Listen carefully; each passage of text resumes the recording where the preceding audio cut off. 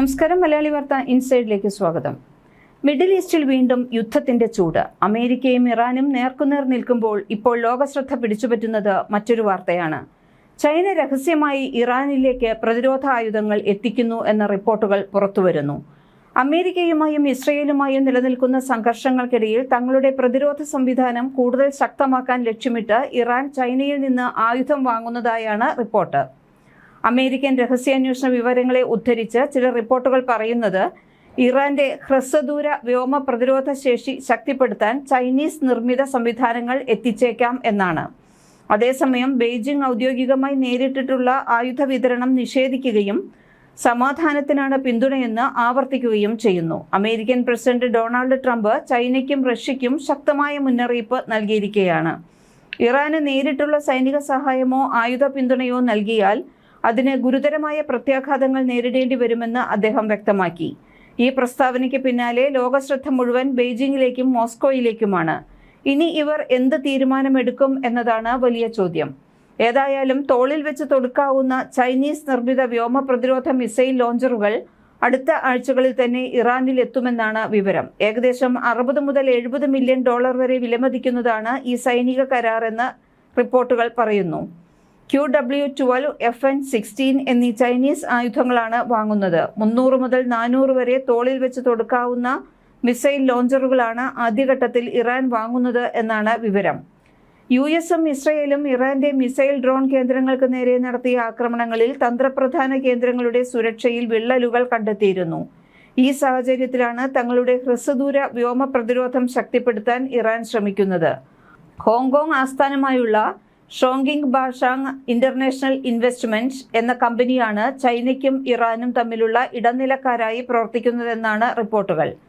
ചൈനയിലെ ഉറുംഖിയിൽ നിന്ന് വിമാനമാർഗം പാകിസ്ഥാൻ വഴി ഇറാനിലേക്ക് മിസൈലുകൾ എത്തിക്കാനാണ് നിലവിലെ പദ്ധതിയെന്ന് റിപ്പോർട്ടുകൾ പറയുന്നു. അതേസമയം വാർത്തകൾ ചൈനയും പാകിസ്ഥാനും നിഷേധിച്ചു. വാർത്തകൾ പൂർണ്ണമായും അടിസ്ഥാനരഹിതമാണെന്ന് ചൈനീസ് വിദേശകാര്യ മന്ത്രാലയം പ്രതികരിച്ചു. തങ്ങൾ സമാധാനം പ്രോത്സാഹിപ്പിക്കാനാണ് എപ്പോഴും ശ്രമിക്കുന്നതെന്നായിരുന്നു ചൈനയുടെ നിലപാട്. ഇറാനിലേക്ക് ആയുധങ്ങൾ എത്തിക്കുന്നതിൽ പങ്കുണ്ടെന്ന വാർത്തകൾ പാകിസ്ഥാൻ സൈന്യവും നിഷേധിച്ചിരിക്കുകയാണ്. ഇത്തരം റിപ്പോർട്ടുകൾ കെട്ടിച്ചമച്ചതാണെന്നാണ് പാകിസ്ഥാൻ ഔദ്യോഗികമായി അറിയിച്ചത്. ചൈനയിൽ നിന്ന് ഇറാനിലേക്ക് വ്യോമ പ്രതിരോധത്തിനായി ഉപയോഗിക്കുന്ന ചില ആയുധങ്ങൾ എത്തുമെന്നാണ് റിപ്പോർട്ടുകൾ. ഈ റിപ്പോർട്ടുകൾ അന്താരാഷ്ട്ര തലത്തിൽ വലിയ ചർച്ചയ്ക്കാണ് വഴിവെച്ചിരിക്കുന്നത്. എന്നാൽ ചൈന ഔദ്യോഗികമായി ഇത്തരത്തിലുള്ള ആയുധ വിതരണം നിഷേധിച്ചിരുന്നതിനാൽ ഇവയെക്കുറിച്ചുള്ള സംശയം നിലനിൽക്കുന്നു. എന്നിരുന്നാലും ഈ റിപ്പോർട്ടുകൾ അമേരിക്കയെ കൂടുതൽ ജാഗ്രതയിലാക്കിയിട്ടുണ്ട്. ഇറാന്റെ പ്രതിരോധ ശേഷി വർദ്ധിച്ചാൽ അമേരിക്കയുടെ ഭാവി സൈനിക നീക്കങ്ങൾ കൂടുതൽ സങ്കീർണമാകുമെന്നാണ് വിലയിരുത്തൽ. അമേരിക്കൻ പ്രസിഡന്റ് ഡൊണാൾഡ് ട്രംപ് ചൈനയ്ക്കും റഷ്യയ്ക്കും ശക്തമായ മുന്നറിയിപ്പ് നൽകിയിരിക്കുകയാണ്. ഇറാന് നേരിട്ടുള്ള സൈനിക സഹായമോ ആയുധ പിന്തുണയോ നൽകിയാൽ അതിന് ഗുരുതരമായ പ്രത്യാഘാതങ്ങൾ നേരിടേണ്ടി വരുമെന്ന് അദ്ദേഹം വ്യക്തമാക്കി. ഈ പ്രസ്താവനയ്ക്ക് പിന്നാലെ ലോകശ്രദ്ധ മുഴുവൻ ബെയ്ജിംഗിലേക്കും മോസ്കോയിലേക്കുമാണ്. ഇനി അവർ എന്ത് തീരുമാനമെടുക്കും എന്നതാണ് വലിയ ചോദ്യം. നിലവിൽ ഏപ്രിൽ മുതൽ വെടിനിർത്തൽ നിലവിലുണ്ടെങ്കിലും ചർച്ചകൾ പരാജയപ്പെട്ടാൽ ഇറാനെതിരെയുള്ള ആക്രമണങ്ങൾ തുടരുമെന്ന് US പ്രസിഡന്റ് ഡൊണാൾഡ് ട്രംപ് മുന്നറിയിപ്പ് നൽകിയിട്ടുണ്ട്. ഈ സാഹചര്യത്തിൽ ചൈനയുമായുള്ള സൈനിക ബന്ധം കൂടുതൽ ആഴത്തിലാക്കാനാണ് ഇറാന്റെ നീക്കമെന്ന് നിരീക്ഷകർ കരുതുന്നു. ജോർദാനിലെ US സൈനിക താവളങ്ങൾക്ക് നേരെ ഇറാൻ നടത്തിയ മിസൈൽ ആക്രമണത്തിൽ ശക്തമായ തിരിച്ചടി നൽകുമെന്ന് അമേരിക്കൻ പ്രസിഡന്റ് ഡൊണാൾഡ് ട്രംപ് മുന്നറിയിപ്പ് നൽകിയിട്ടുണ്ട്. ഇറാനെതിരെ വൻ സൈനിക ആക്രമണത്തിന് അമേരിക്ക തയ്യാറെടുക്കുന്നതായി അന്താരാഷ്ട്ര മാധ്യമങ്ങൾ റിപ്പോർട്ട് ചെയ്യുന്നു. ജോർദാനിൽ US സൈനിക താവളങ്ങൾക്ക് നേരെ ഇറാന്റെ IRGC നടത്തിയ മിസൈൽ ആക്രമണത്തെ അമേരിക്കൻ വ്യോമ പ്രതിരോധ സംവിധാനം വിജയകരമായി പ്രതിരോധിച്ചതായി US സെൻട്രൽ കമാൻഡ് വ്യക്തമാക്കി കഴിഞ്ഞു.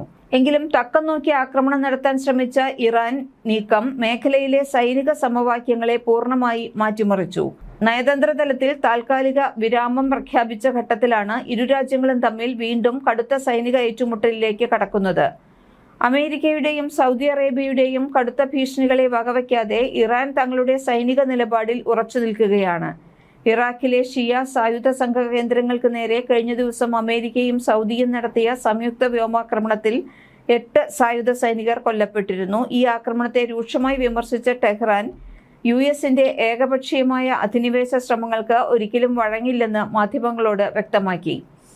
സമ്മർദ്ദതന്ത്രങ്ങൾ കൊണ്ടോ സൈനിക ഭീഷണികൾ കൊണ്ടോ ഇറാനെ കീഴടക്കാൻ കഴിയില്ലെന്ന് ഇറാന്റെ വിദേശകാര്യ മന്ത്രാലയം പ്രഖ്യാപിച്ചു. തങ്ങൾ ഉന്നയിച്ച തന്ത്രപ്രധാനമായ സുരക്ഷാ ആവശ്യങ്ങൾ അംഗീകരിക്കപ്പെടാതെ പിന്നോട്ടില്ലെന്ന് ടെഹ്റാൻ ഭരണകൂടം വ്യക്തമാക്കി. അതേസമയം അമേരിക്കയുമായി ഭാവിയിൽ ഒരു ധാരണയിലെത്താൻ സാധിക്കുമോ എന്ന് വരും ദിവസങ്ങളിലെ തിരിച്ചടികൾക്ക് ശേഷം കാണാം എന്നാണ് ട്രംപിന്റെ പ്രതികരണം.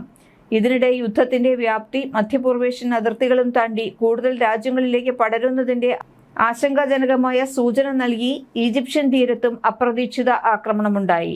ഈജിപ്തിലെ ഡമിയേറ്റ തുറമുഖത്ത് നങ്കൂരമിട്ടിരുന്ന അമേരിക്കൻ ഉടമസ്ഥതയിലുള്ള എനർഗോസ് വിന്റർ എന്ന ദ്രവീകൃത പ്രകൃതിവാതക ടാങ്കറിന് നേരെ ഡ്രോൺ ആക്രമണമാണ് ഉണ്ടായത്. ആക്രമണത്തിൽ വാതക ടാങ്കറിൽ വൻ തീപിടുത്തമുണ്ടാവുകയും തൊട്ടടുത്ത് നങ്കൂരമിട്ടിരുന്ന മറ്റൊരു കപ്പലിലേക്ക് തീ പടരുകയും ചെയ്തു. ആക്രമണത്തിന് പിന്നിൽ ആരാണെന്ന് വ്യക്തമായിട്ടില്ലെങ്കിലും പ്രദേശത്ത് കടുത്ത ജാഗ്രതാ നിർദ്ദേശം നൽകിയിട്ടുണ്ട്. ചെങ്കടലിനു പുറമെ മെഡിറ്ററേനിയൻ മേഖലയിലേക്കും സംഘർഷം വ്യാപിക്കുന്നത് അന്താരാഷ്ട്ര ചരക്ക് ഗതാഗതത്തെയും പ്രതികൂലമായി ബാധിക്കും. മറുവശത്ത് തെക്കൻ ചെങ്കടലിലൂടെ കടന്നുപോകുന്ന വാണിജ്യ കപ്പലുകളിൽ നിന്ന് നികുതി ഈടാക്കാൻ യമനിലെ ഹൂതി വിമതർ നീക്കം ശക്തമാക്കിയതായും മേഖലയിൽ വൻ ഭീഷണിയാകുന്നുണ്ട്. സൗദി അറേബ്യക്കെതിരെ സമുദ്ര ഉപരോധം പ്രഖ്യാപിച്ചതിന് പിന്നാലെയാണ് ഹൂതികൾ അന്താരാഷ്ട്ര കപ്പലുകളിൽ നിന്നും ഫീസ് ഈടാക്കാൻ ഇറാനി ഉപദേശകരുടെ സഹായത്തോടെ ഒരുങ്ങുന്നത്. ഇതോടെ ആഗോള വിപണിയിൽ എണ്ണവില ഒറ്റയടിക്ക് 7% കുതിച്ചുയർന്നു. ഹോർമൂസ് കടലിടുക്കിലൂടെ ലോകത്തിന്റെ വലിയൊരു ഭാഗം എണ്ണ ഗതാഗതം നടക്കുന്നുണ്ട്. ഇവിടെ സംഘർഷം രൂക്ഷമായാൽ ആഗോള എണ്ണവില ഉയരാനും ചരക്ക് ഗതാഗതം തടസ്സപ്പെടാനും സാധ്യതയുണ്ടെന്ന് വിദഗ്ധർ മുന്നറിയിപ്പ് നൽകുന്നു. അതുകൊണ്ടുതന്നെ അമേരിക്ക, യൂറോപ്യൻ രാജ്യങ്ങൾ, ഗൾഫ് രാഷ്ട്രങ്ങൾ, ചൈന, റഷ്യ എന്നിവയെല്ലാം ഈ യുദ്ധം കൂടുതൽ വ്യാപിപ്പിക്കാതിരിക്കാൻ ഉള്ള നയതന്ത്ര ശ്രമങ്ങളും തുടരുന്നുണ്ട്. ഹൂതികളുടെ ആക്രമണങ്ങളിൽ നിന്നും ചെങ്കടലിലെ ഗതാഗത തടസ്സങ്ങളിൽ നിന്നും വാണിജ്യപാതകളെ സംരക്ഷിക്കാൻ ഡസൻ കണക്കിന് രാജ്യങ്ങളെ ഏകോപിപ്പിച്ച് ഒരു അന്താരാഷ്ട്ര സഖ്യം രൂപീകരിക്കാൻ സൗദി അറേബ്യ ചർച്ചകൾ ഊർജിതമാക്കി. അതേസമയം ഇറാന്റെ എണ്ണ വ്യാപാര ഉപരോധം ഉറപ്പാക്കാൻ US സെൻട്രൽ കമാൻഡ് തങ്ങളുടെ നടപടികൾ കർശനമാക്കി. ഇതുവരെ 20 വാണിജ്യ കപ്പലുകളുടെ ദിശ തിരിച്ചുവിട്ടതായും 2 പിടിച്ചെടുത്തതായും പെന്റഗൺ അറിയിച്ചു. ഹോർമൂസ് കടലിടുക്കിന്റെ നിയന്ത്രണം പങ്കുവയ്ക്കാനുള്ള ഒമാന്റെ മധ്യസ്ഥതയിലുള്ള നിർദ്ദേശം ഇറാൻ തള്ളിയതോടെ മേഖലയിലെ വ്യാപാര തർക്കങ്ങൾക്ക് പരിഹാരമാകുമെന്ന പ്രതീക്ഷ പൂർണ്ണമായും മങ്ങിയിരിക്കുകയാണ്. ഹോർമൂസ് വഴിയുള്ള കപ്പൽ ഗതാഗതം തടസ്സപ്പെട്ടതോടെ ബദൽ പാതകൾ കണ്ടെത്താൻ എണ്ണക്കമ്പനികൾ നെട്ടോട്ടമോടുന്നു. ആഫ്രിക്കൻ ഭൂഖണ്ഡം ചുറ്റി സഞ്ചരിക്കേണ്ടി വരുന്നത് യാത്രാസമയവും വലിയ രീതിയിൽ വർദ്ധിപ്പിക്കുന്നു. മധ്യപൂർവേഷ്യയിൽ സമാധാനം പുനഃസ്ഥാപിക്കാനുള്ള അന്താരാഷ്ട്ര നീക്കങ്ങളെല്ലാം അട്ടിമറിക്കപ്പെടുന്ന സാഹചര്യത്തിൽ വരും ദിവസങ്ങളിൽ അമേരിക്കൻ സൈന്യത്തിന്റെ നീക്കം എന്തായിരിക്കുമെന്നതിലേക്ക് ലോകം ആശങ്കയോടെയാണ് ഉറ്റുനോക്കുന്നത്. മേഖലയിലെ US സൈനിക കേന്ദ്രങ്ങൾ അതിജാഗ്രതയിലാണെന്നും ഇറാന്റെ ഏതുതരം ആക്രമണങ്ങളെയും ചെറുത്തു തോൽപ്പിക്കാൻ തങ്ങൾ സജ്ജമാണെന്നും പെന്റഗൺ വക്താവ് വ്യക്തമാക്കി. മലയാളി വാർത്ത ഇൻസൈഡ്.